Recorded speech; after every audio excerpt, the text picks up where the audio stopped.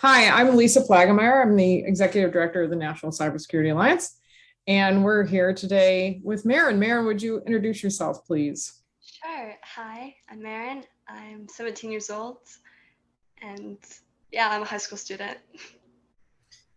And so I was on a webinar with your dad during October, Cybersecurity Awareness Month, and he told us some interesting things about how you were, how he and your mom raised you, and some of the rules they had around what you could have on your cell phone. Do you want to tell us a little bit Mhm. about that?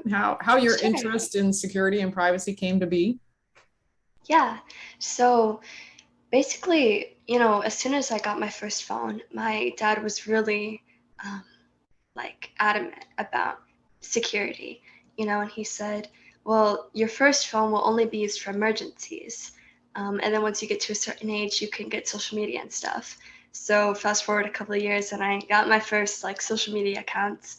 And I remember, all my friends at the time had pretty much every social media app that was super popular. And I wanted to be cool. And so I wanted to get all those apps too. And I remember he was like, well, that's okay as long as you read the privacy policy for them. And I was like, oh, I don't really want to do that. Because, it's so much reading, it's very intimidating. But I ended up doing it. And when I was going through, I realized how much information they take from you, when you download social media apps. Um, and so there were a lot of apps that I decided not to download because there was information that they would take from me that I didn't want them to have, and some apps that at the time when I was reading, I saw that, your location was public to everybody, even people who weren't your friends, and that they can sell your data, like your browsing history, to other companies, right? So you really have no idea where your information is and who has it. And I realized how big of a deal it was and how glad I was that I read through all that stuff. So how old were you when you first read some of those privacy policies and realized like, hey, this is not a good idea that somebody knows exactly where I am, even though I don't even know who they are? Yeah, I was probably about 11 or 12. Wow. And you're how old now? 17. 17. And so I'm guessing your attitude at the time was very different than that of your peers.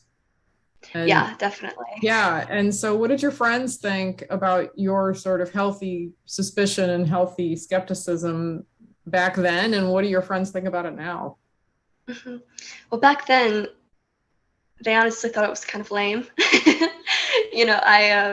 were like, "Oh, Maren, do you have this app?" And I was like, "No, I don't, because they take information from you, and I'm just not comfortable having it." Um, and the response made me feel like maybe I should have gotten it, even though they take that information. But then I realized that that information is more important than appearing cool, at least in my opinion. You know, and now I think that people are a lot, at least people my age, are a lot more understanding, and a lot of people I know read through privacy policies and stuff like that. Um, so yeah. Really? You probably know more people that are reading privacy policies than I do. Yeah, probably.